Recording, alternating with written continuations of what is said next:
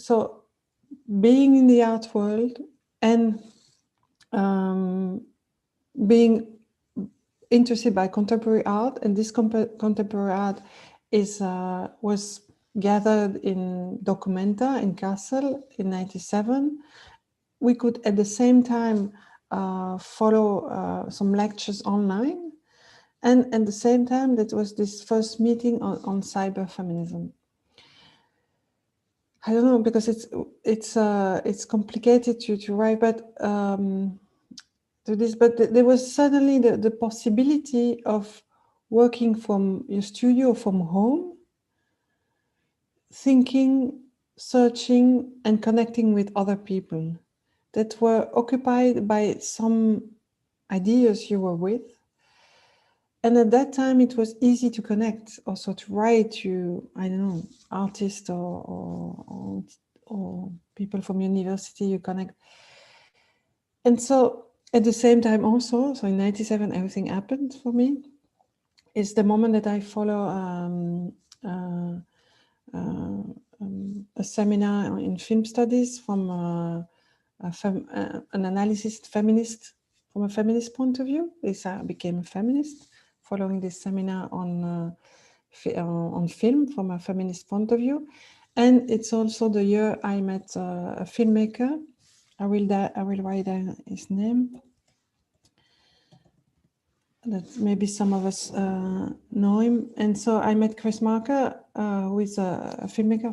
He died, and that's someone that worked with the technology from the Super 8 till the CD-ROM, or to be on Second Life, with the thinking what technology can do to your practice, to your art practice, to your vision, to your memory.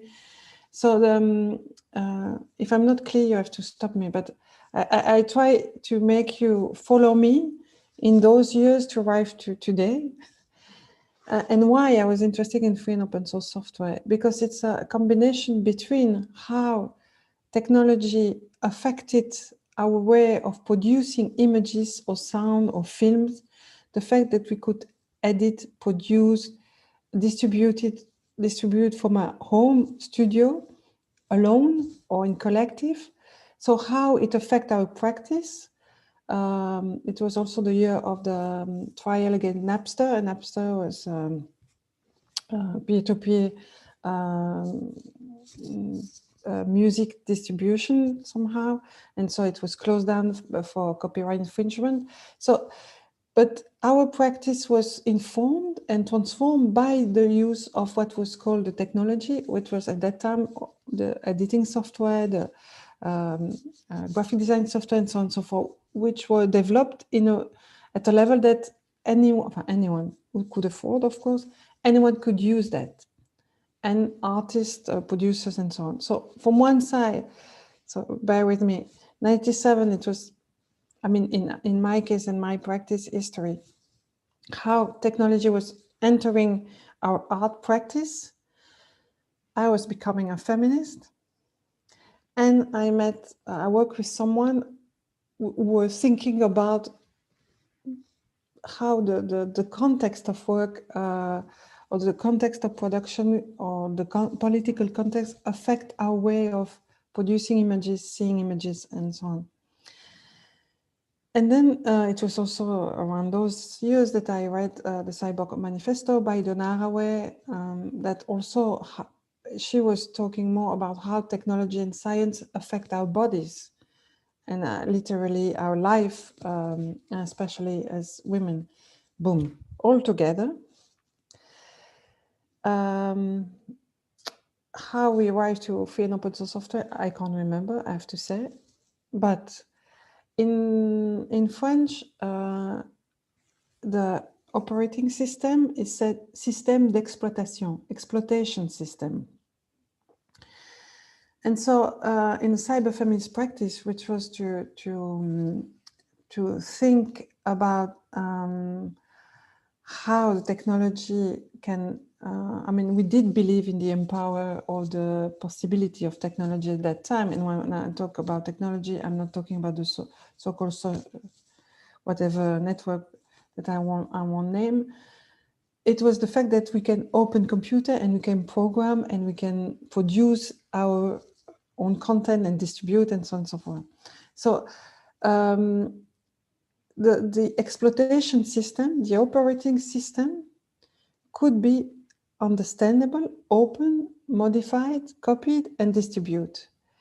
So for me, there was a connection between a feminist practice, which is to ask what, where, in which condition, who, and how, and those questions could be addressed to a software, to a hardware. And this correlation or connection between a political practice somehow and a technology, it was I couldn't ignore this affinity or this possibility of alliances between technology and feminism. Of course, I used easily this image of exploiting system, operating system, but it's there with me. And this idea that it's possible to demand, to expect from a system to be open. That means to be readable, to be modified, and with the modification distributed. So that was how I arrived somehow in open source and free software. It was at the same time the development of technology, the situation of the art practice, the feminism coming up, and so this bundle of things was together. So if you arrive now, 30 years later, or 25 years later, I still I use still this metaphor regarding public institution. Public institution, public money, in the sense that I do believe that institutions should be accountable for how they work. But to be able to be accountable, that means that you need to be readable. And to be readable is to open source the software of your institution, the system of your institution. And in the case, for example, in the art school where I work, because, I mean, I don't know, to arrive at the moment, why the hell I'm director of institutions. It's, if you want to be able to change or to study or to understand, you need to be close to the system you want to, even if you are in danger or have the possibility to be affected by this system. So to be close to it, to be able to see it and understand it. And what I give myself as a duty is to make the system readable, at least. And then it can be adapted, modified, if necessary, if the community or the collectivity I work with want that.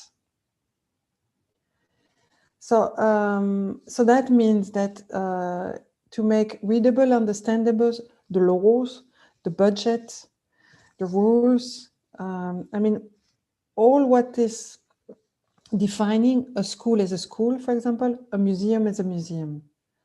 And for example, in the other institution where I was, what I tried is to say how to make an institution open source, which is not public. It was a private foundation, the Fondation Anthony Tapies. For me, one step was to make open and accessible, readable, the archives on the institution, which is not only the photos of the exhibitions, but how the exhibition were made, with the technical information and so on and so forth. But what is interesting in a public institution as a school is that what we are trying to do now with the school, maybe it will stay. Because by law, in the school, it exists organs, groups of decision, consultation, and so on and so forth. So it's really, you have to work collectively. It depends how you work collectively. And as a public institution, you have to make transparent your budget and your decision by law. The problem is nobody cares to read that, or it's too complicated to understand. You need translator, you need time. It's a pain in the ass to read all this administrative stuff. So you need mediators, but you need also that it's part of the institution practice you have defined and you have chosen. Does it answer your question? Yes, but I think I would like to know even more. For example, how do you make these open sources open in practical terms? I mean, you already mentioned that you opened the archives of the museum, but how do you implement the practices of free software and open source in your school, in the art school now, for example? So, for example, in the museum, I will tell you something and then I will tell you another thing. What was opened, for example, that literally there was a room with the boxes of the archives. So people on appointment could come and work with that. Secondly, it was digitized and it was online. And it was organized by green light, orange light, red light. Green light was on the Creative Commons, because when I arrived, I proposed that people could use Creative Commons for for example, the photographer of the official photographer of the institution, some artists, or the translators or the writers. That means that those people were paid and proposed to put the work they've done for the institution under Creative Commons. Or what is public, like in the sense, the fact that you, for example, what we're doing today, I see it's on YouTube. I didn't know that. So because what I asked, for example, is what I participated to. I want a copyleft license on it, which is not, but whatever. So it's so we worked on this to what was the green light. Orange light was what we thought it was okay with the authors and the artists to give access to. The red light was accessed maybe digitally, but it was under conditions because the artist, the author asked us like this. But the idea was to create a space of work from the archive itself. When I left, it was closed and everything online disappeared. So the director position, the power position is key for this. What's interesting in the public institution is by law. And you have to, for example, you have to anyone can ask to see your bookkeeping. It's like this. So how do we do that? So what as I said, in the school, by law, you have different, for example, le Conseil de gestion pédagogique, it's a Council of Pedagogical Management, where you have representatives from the students, the administrative, the teachers, and the government. And so there, I brought the budget, and I showed the budget. And so the representative of student teachers could see it. And what I did was to ask my board to have access, because the school is part of a bigger organization. There are 4 schools under an umbrella, non-profit organization. And so there is something that we share. I mean, we don't like all the administrative, some like the bookkeeping or the technician work and so on and so forth. So I asked the board to have access to this budget, to see how it works. And they say, yes, you can have access to this. I mean, it's a public institution, so there is nothing to hide. So we had access to that. So what we did is to retrieve the information look at it, and we did a general assembly where the teachers, students, everyone could see the budget and see, okay, for the heating, for the water, for this and this.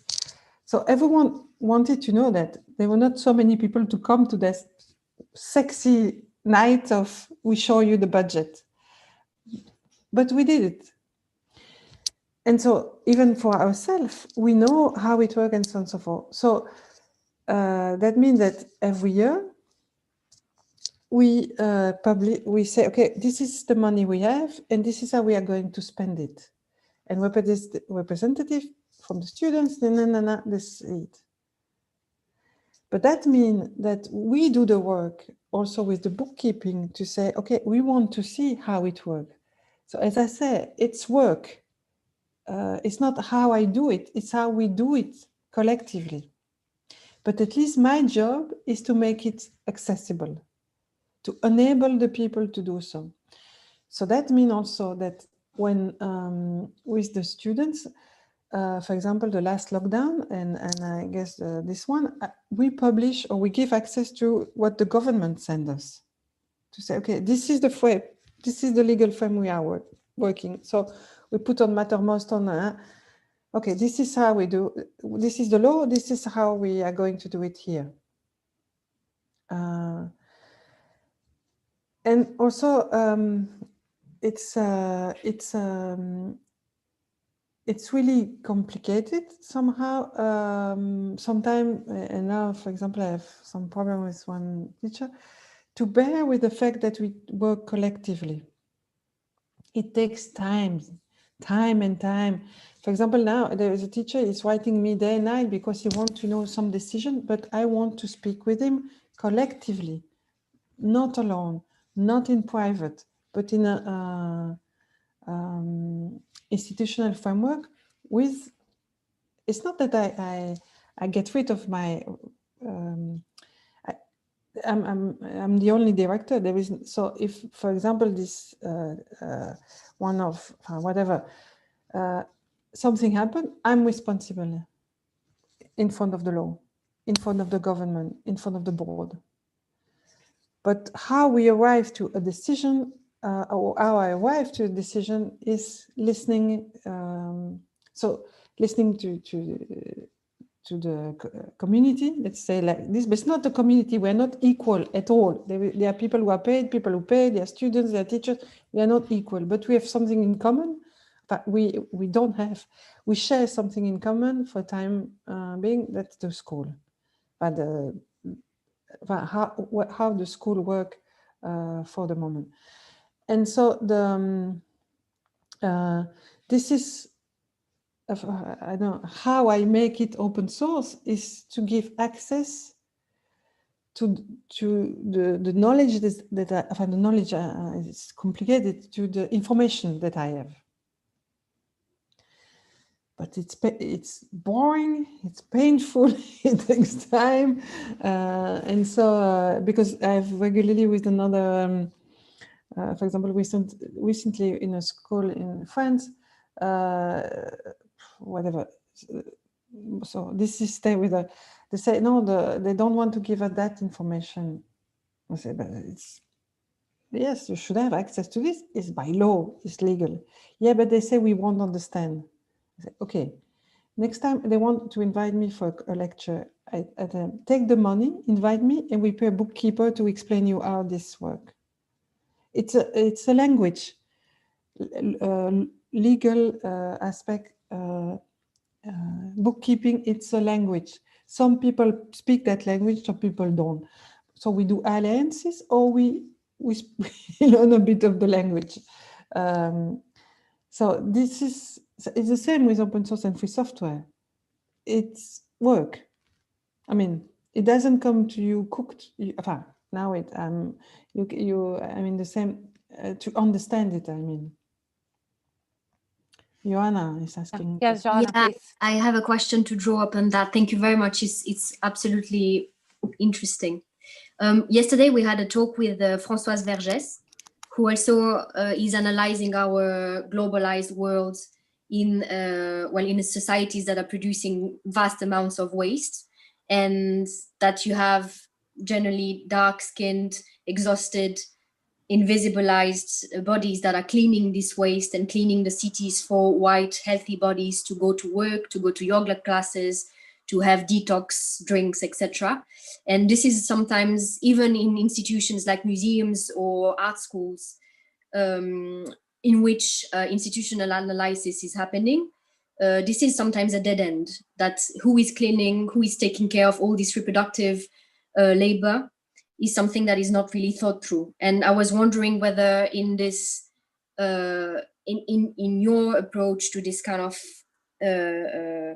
will to make the institution accountable, do you think also about reproductive labor and how do you take care of the place, and do you integrate cleaning ladies or security staff in the discussion? So we don't have security staff. I mean, reproductive labor, so let's do it by step. It's part of our job. That means that this is something, for example, that we announce from the beginning, that of course there are people who are cleaning, and I will explain. But this is also something that we should take it collectively. So we don't make this disappear. For example, when, and what Françoise is talking is, I mean, what I do is nothing compared to what she pointed out in the cities and the societies we are in. So I'm not saying that because, well, so what I did was to change the hours. And that's something that, for example, we will have to fight again, that the people who were cleaning during the night. So we were not seeing each other. And this is something that we didn't want, and we don't want. We want to see, to know the people. And we are at the level, Johanna, that Françoise Vergès explained, that when I did that, and the fact that I was saying hello and talking to the person who was cleaning, for him, he told me, because he left to be a bus driver, he said that it changed his life. That suddenly, but can you imagine the level? No, you had. So we are at that level of, and this is happened to me. I mean, a lot. It's the fact of saying hello or having lunch together. Now forget about all of this, but so this is really something that in the school. So for example, the kitchen will be. This is what we didn't want. So it takes us ages, like years now, because the idea of building a kitchen that is based on, especially the food, not on underpaying other people, but that the food will come from proximity agriculture, from the proximity, from the leftover of the market, and so on and so forth. So and that will be a way also for the students to learn how to cook cheaper than those sandwiches and so on and so forth. But that takes time, and for example, the cleaning is outsourced, so it's not something that is under my decision. It's the umbrella institution. And so, and this is where it's difficult. So that we have to, for example, the question of the hours. Now that will be for the next board director meetings, to say, why did you change the hours again? Because all the other institutions prefer it at night. So this is where we have to go. But the level of where the society is terrible. And in the museum, the Fondation Antoine Tapies, so they were ladies, here they are men, they were ladies, and the contact was really, really great. I mean, that was not the problem, but I realized in other museums that the director didn't say hello to the person next to, who was, there is a human being there.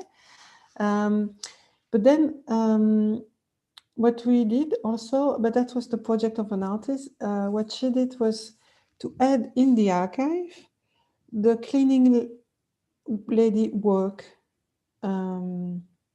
which is not part of the museum when you prepare an exhibition, you know, you say, okay, the carpenter will become the painter, and then the curators, and then the people. So you have all the schedule of the installing the exhibition, but not when it's cleaned.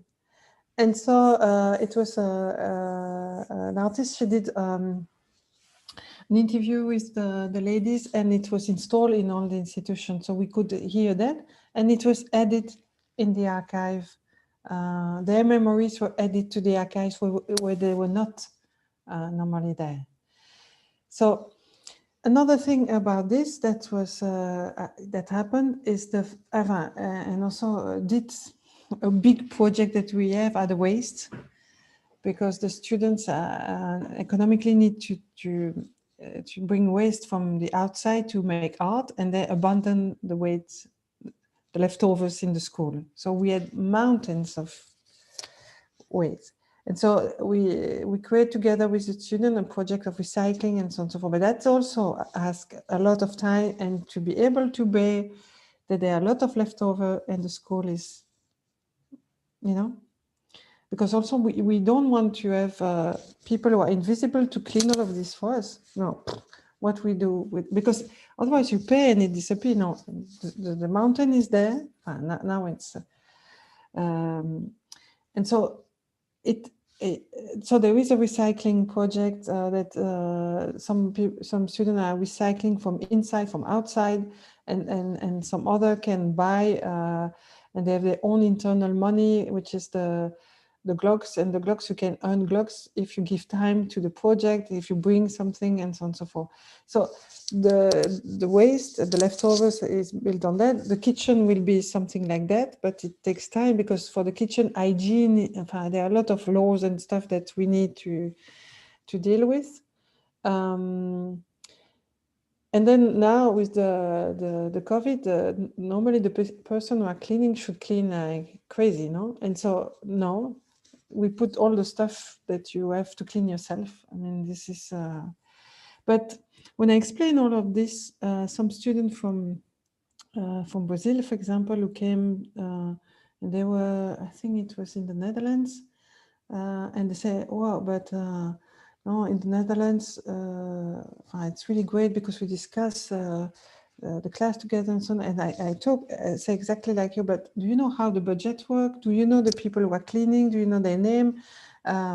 What we do, for example, when we introduce the team at the first day of school, we introduce with the people who are, who are cleaning. The students should know the name of the people and say hello to them, no? This is the, I know this is, as I said, the level. And they say, yeah, but where we come from, we needed to find the money to pay the janitor. Now we want peace. We want to do our work and nothing else. Because this is the thing sometimes, and I think I told Alina, sometimes that it's reproached to me, is the fact that it's, yeah, all of this, the comments, it's, it takes time, and it's not invisibilized in the school.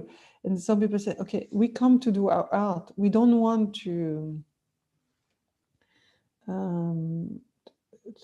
we don't want to be occupied by this. And so this is something that is, so yeah, the level of, that we can have, and this is also something that Alina said that brought me to institutional psychotherapy, and so that you, as a museum or gallery or artist or school or whatever, you can have a really high political discourse, but inside and how everything works in terms of hierarchy and invisibilized work, whoa. Nobody looks at, I mean, no, everybody trusts that what someone, a big museum is talking about the commons, but inside is not common at all. So, and this was bothering me, but it's as I say, it's a constant problem, I have to say. Yeah.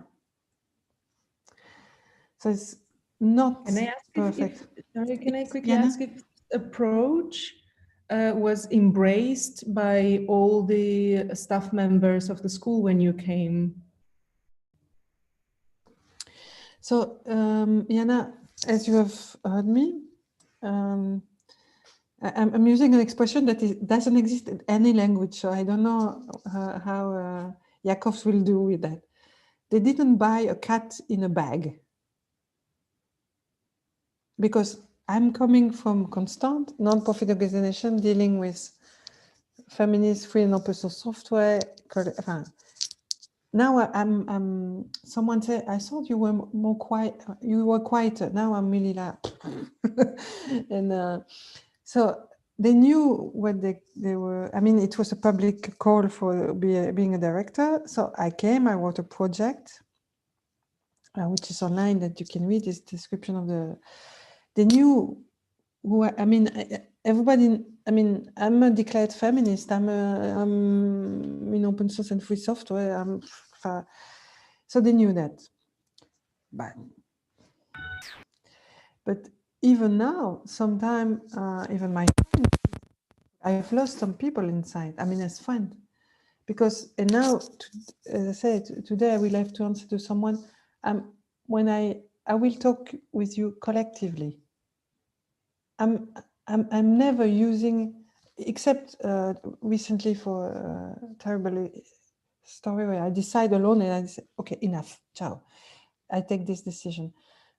But my practice as a director is a collective practice, even if I take all the responsibility at the end. So so yes and no. Yes and no. So the idea, I don't know, maybe you are all frightened, but you say, this is institutionalist. But sometimes people are really saying, wow, this is great, horizontality, collective, nya, nya, nya. But when they live that, no way, it takes ages, it's chaos, there is leftover in the middle of the school. And they don't deal with one person. They deal with a definition of institution somehow. And so the, how can I say that? This is, but also I made mistakes. And I work with what's called a supervisor.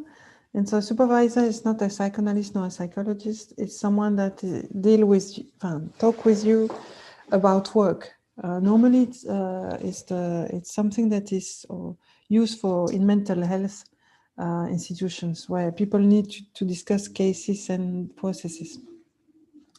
Because there is something, there is no way to be trained to be a director. I mean, there is managers things, but how you be, so when I need help, you know, I need help, I need help. And so, so the, where was I? Yes. I made mistakes because I do believe that everyone wants to be empowered, want to have more responsibility, be able of more creativity. And some people don't want that. They don't want the responsibilities. They don't want, of course, we don't want them to have extra work. But some people don't want to be more engaged, don't want to know more. And who am I to reproach that? But sometimes I made a mistake because the supervisor said, you think that everyone can run the 100 meters, but some people don't want that or are not able to. But when I arrive in the institution, I think that everyone can be director, you know, okay, and everyone can create, can think, can program, can expand, whatever, and so I can put the pressure. And the other one, my other default is I trust everyone by default. And so the freedom is maximized. But then it creates, the singularities are more visible. People are free to organize their time, the task. We know that this person is taking care of this person is taking care of that, but we don't. I'm not on them to check everything. So they are free to organize the time schedule according to. We have a shared time schedule. Don't imagine it's complete chaos. But if you compare to some other institution, you can take decision. Talking with me all the time, of course. But that singularity, sometimes say, but when there is a tension, or like for now, the atmosphere is difficult outside, why this person is leaving at that time? Why she's not accepting that? When you have this organized work and task, you don't see so much a difference between each other. I don't know if, because it's something that happened to me recently, thinking, say, yeah, it's the fact that you give the possibility of people to be what they want and to take responsibility, then you see the difference. And some people are totally engaged in their work and do extra hours and so on and so forth. And some people are checking the time. But we cannot say that one is right and one is wrong. But it's happening and they see each other. If we were clocking everyone, or if we were pushing everyone to extra time, then the difference, I guess, would be less visible. So, so yes, I can have resistance because it's not desirable by everyone to be in that collective practice.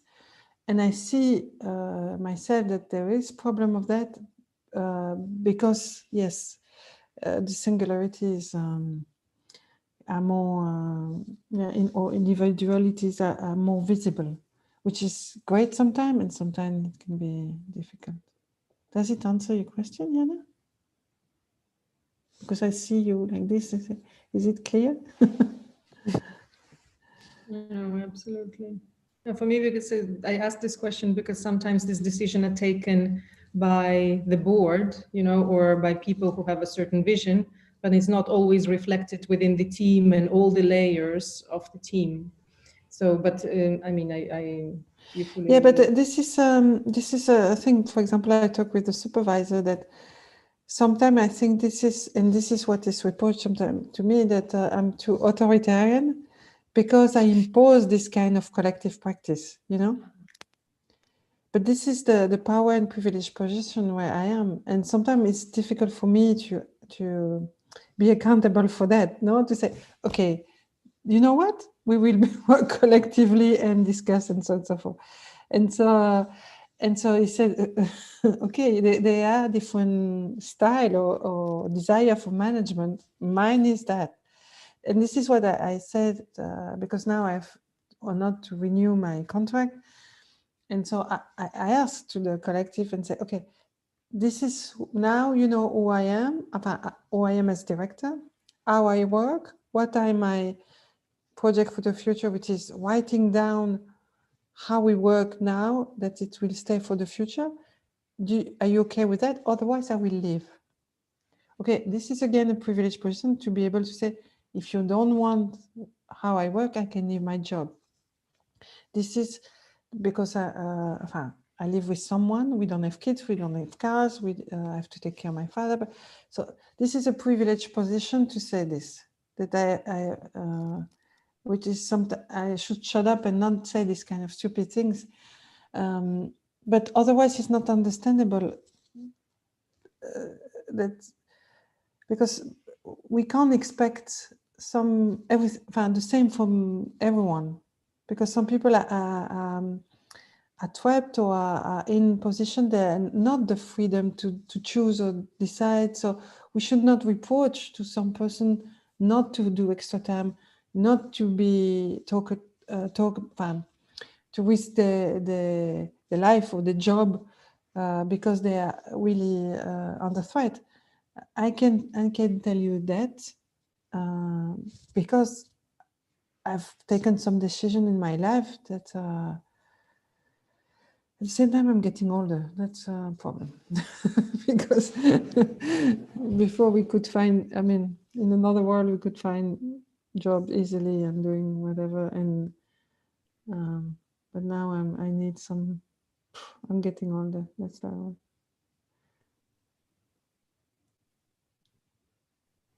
So you see the cats are welcome, Xana. Yes. Yeah. I'm not sure that's a question. I just wanted to comment because Lera I is think- saying something to me. Can you translate? She's saying, or what? Who is saying? No, Lera, in the chat. I can't see her.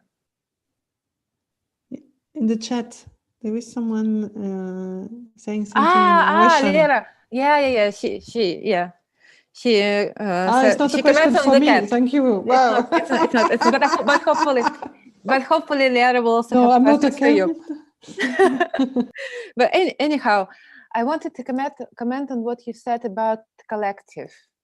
So much has been written about collective practices, and I've been so much into them. But maybe it's also aging, Lorance. But I'm really getting disappointed with them. In my opinion, or in my practice, they're not working anymore. There is always one person who is working or who is leading. But to work collectively is really a huge trouble, a huge mess, and it's super difficult. It's absolutely impossible in many, many cases.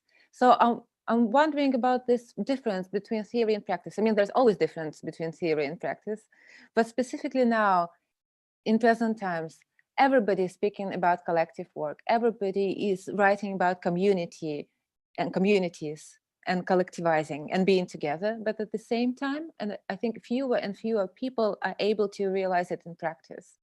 And this is so weird. And it's just a comment. It's not a question. Maybe somebody else thinks differently. I don't know. No, but let's go back where we are. When I say collective, it's in a school. We are not equal.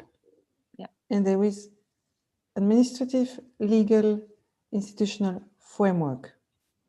So it's more like a theater play. That's where from where I talk. So it's not, and it's also what Joanna mentioned about the labor status. I mean, all of this is part of the collective. So it's not like collective, no, it's a structural, institution. Because, and what you say, yeah, collectively, but then there was someone doing the work and so on and so forth. This is, for example, in Constant, when we, so I was there from 97 to when 2008, I checked, I double checked. Yeah, 10 years. Yeah, 10 years, that was the thing. And Constant is still existing now. So it was something that I was doing at night because I was paid 2 years during the 10 years. The rest of the time I was earning money working for a feminist studies network, for what did I do? A training center for women into technology and other stuff. So that was constant at the beginning, and with my partner and other people and so on and so forth. And so we had money sometime for projects. And when we had money for project, people who were working with us were paid, but not us. Because I'm coming from a background, as you know, that culture is something that is a luxury. Who is paid for culture? I mean, this is your extra time. This is not, I mean, whatever. So I was to be paid for this. That was something that seemed impossible. But Constant Gonana, and suddenly I realized they're talking about, we talk about ourselves as a collective, but I'm the only one to have access to the bookkeeping, the bank account.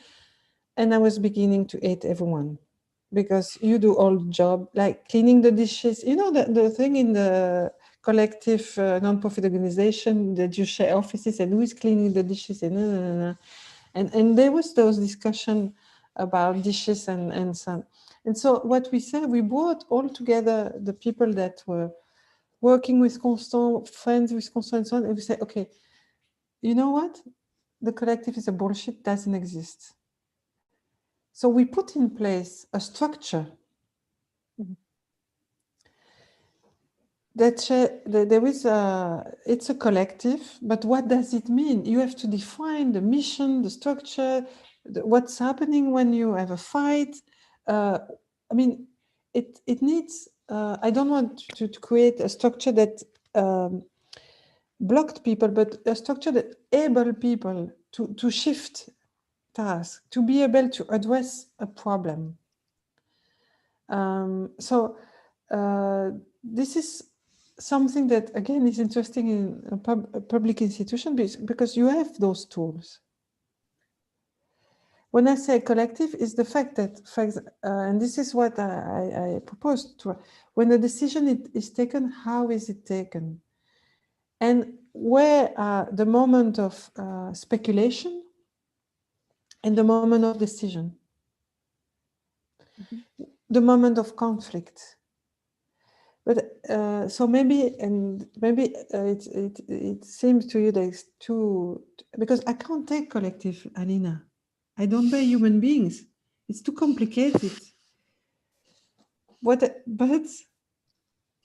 it's public money, and if we want to impact something, I mean in our tiny little things, let's stay. And this is what I find interesting, because I'm not getting rid of the director status, of the teacher status, of the student status, and so on and so forth. What we are taking on is the function of the director. What is it? The function of the student, the function of how a decision is taken. So this is, we try to describe all of this. So, but then just to say that when you talk collective, you have something in mind that. So I have to. I think you must be at least 20 years younger than me. Yes, I understand. Fed up, totally. I don't want to. Me too, Lawrence. Me too. But maybe what you're describing is not a collective, but a network. Oh, maybe we shouldn't go into terminology, but it seems that you are describing a network rather than a collective. Oh, I don't know. Collective? What I mean is like it's not a singular decision or action. It's so we can talk about a group. We are a school, for example. So it's a school, and so in a school we are not different. We are not equal, but we have something in common, the school. And so we take, when I say collective, it's more than one. Let's say like this, more than one, and be assured that the different actors of the institution are represented in the decision. So, that I can take, as I say, that decision that the government take, the board take, where I can try to influence the decision, but I'm like, I can try to participate and so on to government meeting. For example, for gender thing, we're getting there, or in the board, but that's part of the other work. But in what we can decide together, this is what it's a togetherness, a group. Not one person who is in power to decide without consulting, without negotiating, without making understandable why this decision is taken. So this is what I put maybe too much on the collective. Maybe there's somebody else who is fed up with collectives or wants to react.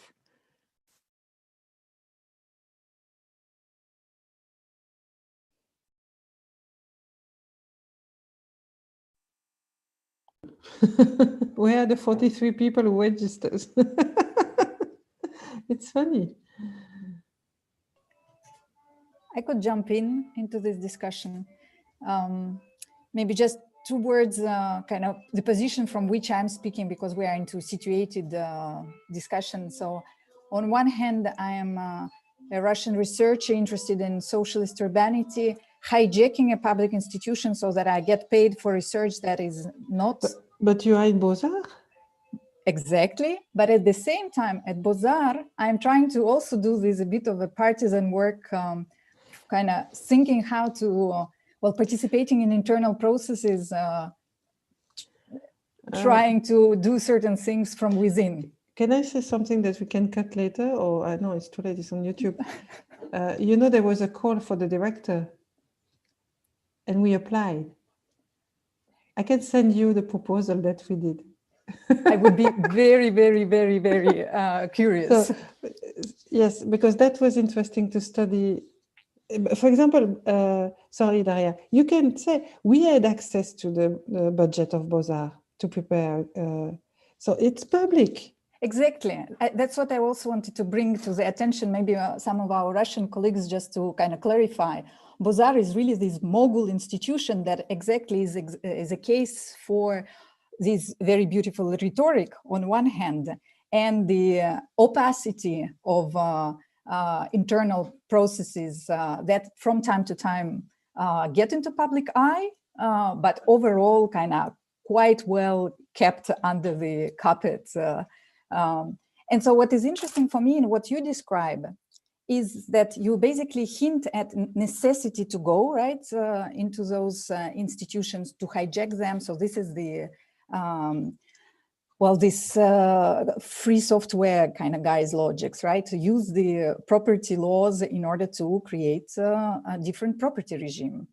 But at the same time, you also seem to hint at the fact that once you are in this power position, you're also limited, and you're basically talking about what is possible is to perform an institution, and that's why also you introduce this distinction between instituting and what is instituted, right? So you can perform a very different kind of institution while you are within this, try to kind of hijack this function of a director, maybe engage others to perform the role of a student, the role of a administrator, the role of a cleaner otherwise. And then possibly create a support structure, some kind of new infrastructure from within to support this new collective life. For me, the question is about formalizing some of those performative. So we, of course, know there is power to performative action, but the question, because we are still from within the institution, the question is about this tipping point and about this what is possible to formalize and how, because then we are getting into quickly into legal battles, into, I mean, into all those bureaucratic stuff that, are we talking then about this, or we remain at the level of kind of performatives? I see some tension, and I'm curious to know kind of how you see how far the performative part could go, and what are the battles to pick up, and what are the battles that maybe are hard to pursue from within? So, because this is for me the challenge for the future. This is what I'm saying. So again, because I have this conversation a lot, you know, people say, yeah, but then, but the future when you won't be a director, blah, blah, blah. So what you have to do is to look at what is at your power. For example, in the school in Belgium, there are, how do you say this? The rules of the school. I mean, what is the law, or not the law, but the for the students, you know, the rule of studies. I don't know if someone can help me with the English, that will be fine. Règlement des études. Yeah, so that is internal. Some of it is filled by the law, like obligation, that we have to say, okay, this is, if you want to have a bachelor, if you want to have a master, you have to do that, and then each school can add what is own internal rules. So this, we can add stuff. When we do that, we have to go through the pedagogical council, management, whatever, where there is representative of the unions, students, teachers, and government. It's validated, it's validated. We have the labor, the contract for le règlement de travail. That's for the rules for the workers, employees, teachers. We want to change something there. There is something by law, and there is something specific. We want to change something there. We have to go to the conseil d'entreprise, the company. It's called like this, even if you're in a school, the company, the school committee, where do we have representative of the board, the directors, and the unions. You change something there, it's validated, it's done. As you say, it's complicated, but that's the deal there. If you want to work within the institution, you have to take that with this, and the pain, and the... But look, what I'm saying now. Yesterday and Monday, it's the social elections, where people who are unionized present themselves to elections to be part of the company board. And there is another organ in a public institution, which is protection, hygiene, and le CPPT, comité protection du travail. Qu'est-ce que c'est l'autre? Do you know what? Who present oneself to those elections? Only teachers, administrators from our school. We are in. And this is all the other directors, because as you say, we are an umbrella. Look at me and say, because normally you realize that those organs are useful when there is a problem. Now, I mean, in the school, but we have problems, but we don't have a big fight between the direction, the employees, and so on. But everyone has understood that if we want to maintain what did you call the performative, we have to invest those organs, and those people will stay after I will go. Sorry, I make my. This is not so. It's after 4 years. Because it changed every 4 years. You have to wait 4 years that changed. But I was so surprised that no one from the other school presented, except one woman really great from the secondary school. And say, but we have to invest the organs that can, but the real power is in the board. Where you are, my dear, this is amazing. The board are what we need to, I mean, the unions and the board are the place that we need to go. And this is why sometimes now I accept to be part of board, because this is where in terms of, because if, for example, and now they say I have a problem with a teacher, I phone my board, I say, I have a problem. But if the board want to get rid of me, they can do like this and I'm out. There is no union to defend any director, ever, ever. I mean, we are completely harassed, exhausted. Who cares? And so this is important and this is where I can be blocked immediately, is the board. And where you are, this is the main. I mean, I don't know, because I'm out. I'm sorry. But I don't care. The board is the power. And this is, I mean, of course, in my case, there is the government, the minister, and so on and so on. But in my level, the board can get rid of me from one day to another. I mean, they would justify I could go in court and whatever, but the teachers have, the public servant have a more secure job than I have. And this is, So this is what I'm calling to do what the limit you can do. So the thing that where you are, the only thing to do is hijack the board. So, but for example, with some students in another school in France, what they are going through is terrible, horrible. They try to all legal, whatever. What they did at the end, social network. This is the shitty thing to you. But if there was not, and this is why I don't understand what's happening in your institution, because it's in the newspapers. It's everyone know it, and nothing happened. Nothing. So I don't know what you have to do. this is But also to connect it to kind of larger debate, I find it fascinating, especially kind of as we talk, do almost this kind of comparative now between maybe Russian situation and Belgian.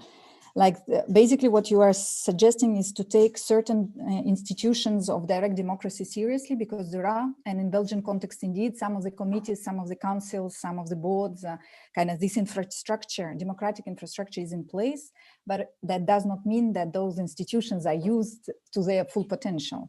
So that's one story.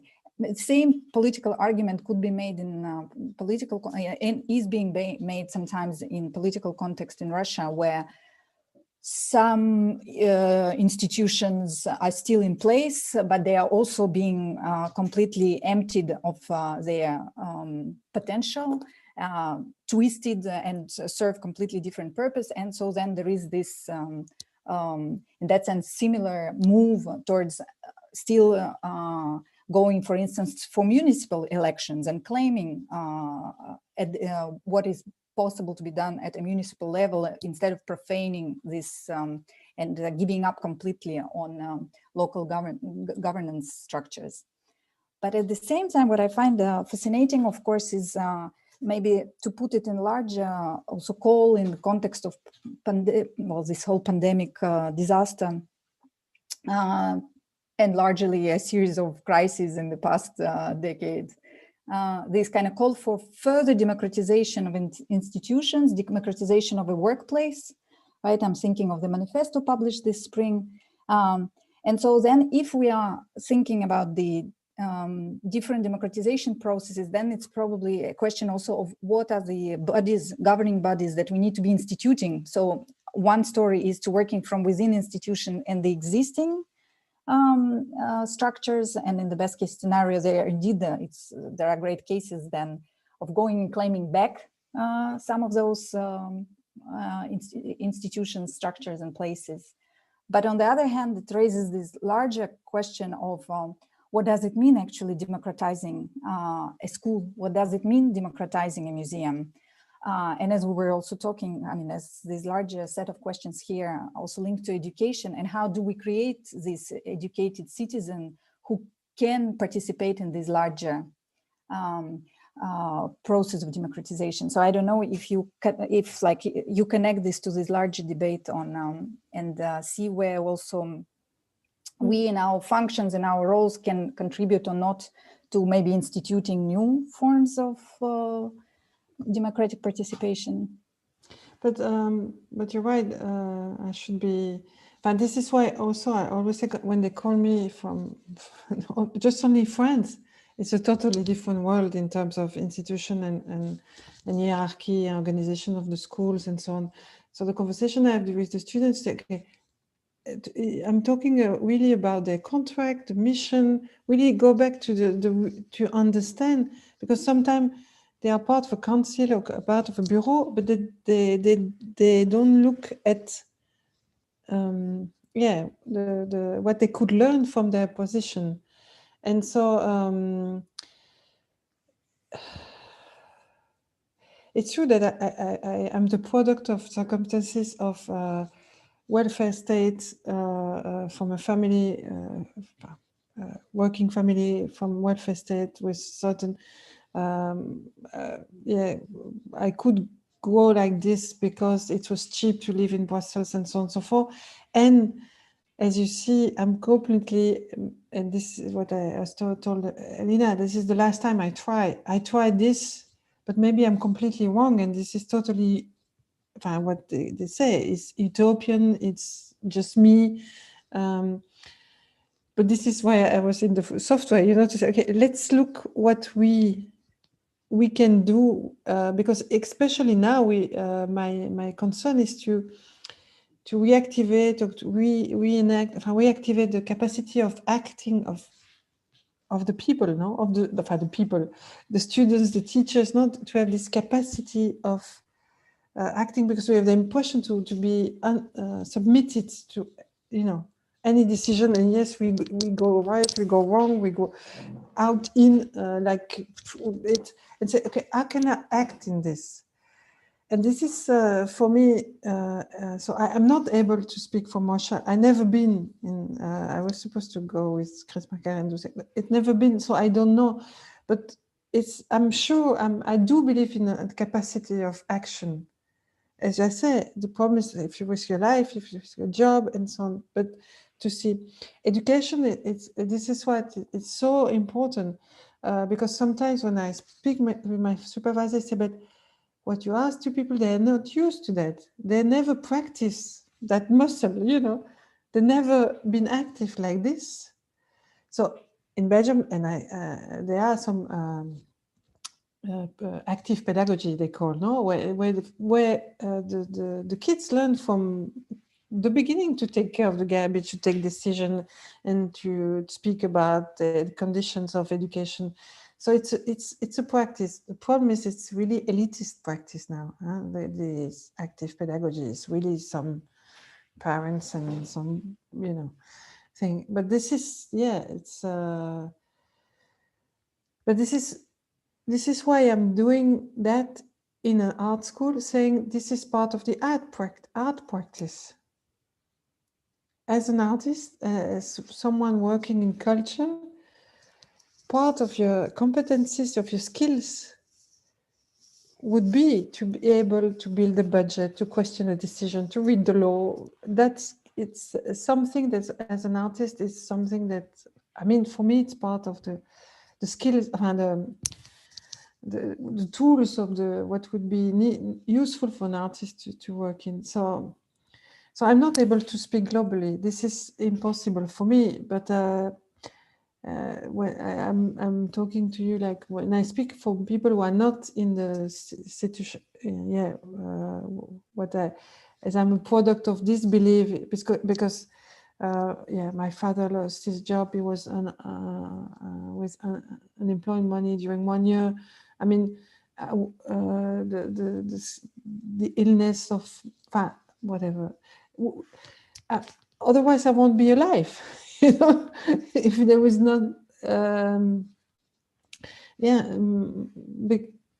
it was possible to take risk as we did, because there was a welfare state, because we could be with almost no money. You could be cured or go to the hospital. Of course, I'm the product of that. So I do believe still in maintaining that and reclaiming that. But maybe I'm so obsolete as the museum you described that I'm for the. But nevertheless, I couldn't help myself to try just one nice time, because I was so. Because when I was director of a museum and I went to Joanna was mentioning that I was director of a museum and I saw that what was in the facade was so politically correct and the commons, the ecology, the democracy, and so on, and inside is the violence of the economical system. So it's not only the museum, and say, why are we not able to speak about our disease? That is not working. This is a problem. But and yes, when I say we have to go to the board, this is exactly what you're describing, because to go to the board, that's not a fight. It's a political one, and this is the one I'm not. I accept to go to board because, of course, I've built a symbolical, a cultural capital that can be used by other people to give them. But for example, it happened to me that I refused because the institution or the organization that was asking me to come to the board did not agree or didn't want to deal with these practices.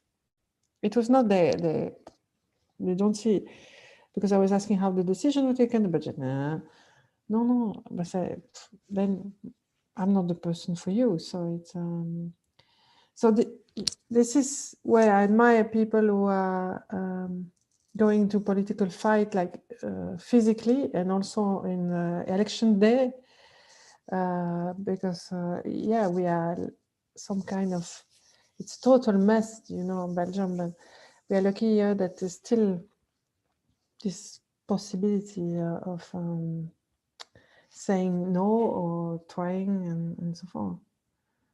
So sorry, I'm ignorant. I'm just in the, because this is why for me feminism and free and open source software can be something that can be used somehow by yeah.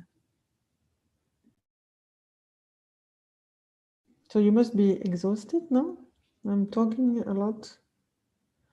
I was just about to say that, and then you continued that actually it seems to me that you're describing the functioning of a political party rather than an art school. But then, yeah, but you kind of confirmed this in a way. So yeah. But I think this is why also as I told you, know that and again recently I'm attacked on my ideology, and I say, oh, every institution has an ideology. It's just that the one that is capitalist, white, straight, bourgeois, elitist, or new rich is somehow invisible, and because we take position is propaganda. So it's okay. And this is and it's hurt a lot. I can tell you that it hurts a lot because that they will put you to be elitist, dominant, authoritarian dictatorship because yes, and this is insane. But they use the rhetoric we use, the identity and exclusion and domination. So it's not. Let's say they accept. It's not a political party; it's a political practice. It's something that is in movement. No, it's something. It's not neutral. A museum is not neutral. School is not neutral. Any cultural institution is not neutral. And this is what is really.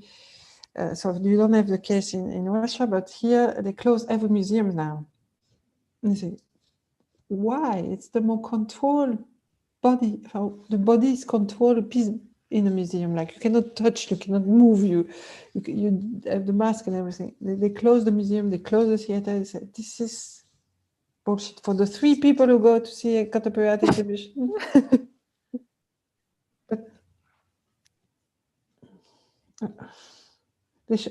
it's funny because at the same time they let the bookshops open, which is not the case in France. And this is okay. We can read. That's it. How are you? Maybe somebody wants to ask. The last chance, guys. Because Yakov and Oksana must be also exhausted, no? Like they're still smiling a bit less. Oksana is smiling a bit less than when we first met. But Daria, we should keep in touch. Send me your email, and I send you the what we did right as answer to the call of director. I'll shoot you a message. Indeed, there is a lot to talk about. But because we were ready, yeah. I mean, I don't know. I don't know if I would have accepted because I'm director of ASCO. But we said, okay, we collectively we apply and we see what happens. But at least we do the job of thinking, because we complain a lot about some institutions. But what would you do if you had the power in there? Huh? Yeah. But guys, you have to write a letter to the symposium's correspondence section about this case, because we all need to know. Yeah, but it's so. This is what is interesting. It's so personal. But that's a correspondence. It has to be personal. No, I'm kidding. I'm kidding. No. It's so exercised by defined people. Even if it's a case study in the sense of the board and the director and the power structure in the society, which is economic power and do you see the Anpontini letter on Canal? Yeah. So it's a common model. That's true. I think it's true. You're right. It's a common model for a lot of institutions that I know. In Barcelona, it was the case also with the one economical power in the board and the director and the power structure in between. And this is interesting. As I said, the board is important, and the board who gives money is like skyrocketing in the power. If you're in the board and you have cash, so we can work only in our little. Thank you, because sometimes I say, okay, I should apply because there will be some positions soon, and I will have some rust from the garbage and the agenda and go back to a museum. But yeah, to do that, check the board before accepting any power position. Remember me, check the board, because if you don't have the board with you, just don't. And be sure why the board chose you. Because sometimes they choose what they think they want, but they don't.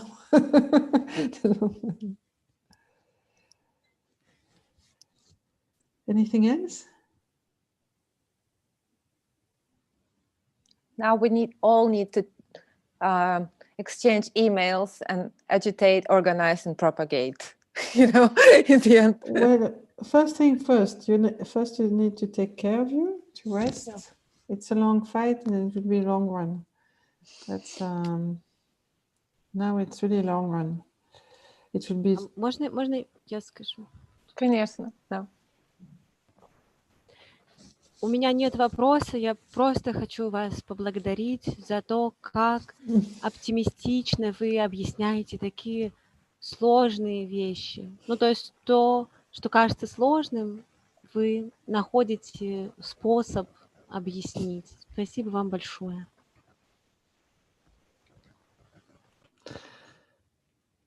I'm not optimistic at all. I'm just so bad that I think, so maybe I just, the capacity of acting is like fighting again, I don't know, the tsunami, or maybe it's sometimes I think, it's useless because the disaster that's coming up is terrible, but nevertheless, we shall dance, as someone said, better than me, no? It's if we fight, we fight on our feet, not. It's a big word to say that, but if I'm so concerned about people now. I mean, being in an art school, when you train people to just how they will survive, it's so they need to know how to make budget, to repair, to work with all computers and free softwares and be able to cook their food, because this is it's really, so yeah. But I try to sometimes maybe I'm not optimistic, but how can I say? It's to be able of action. This is something important, I think.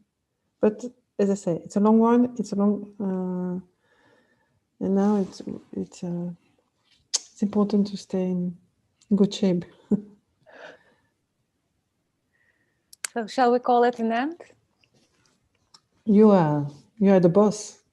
I take the risk. Yeah, I'm the boss. I'm taking the risk of calling it an end.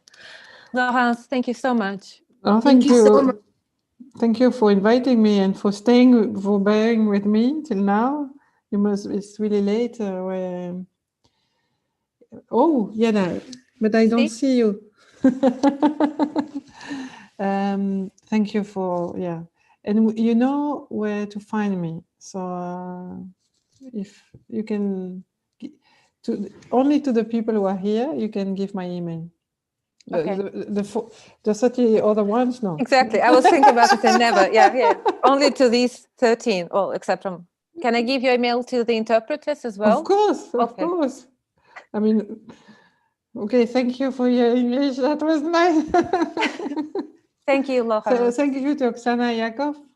It's wonderful that you have been through that. I'm really, wow, what a lecture. Thank you. Have a good night, everybody. Yeah. Till You next too, time. Take care and keep me informed of your future.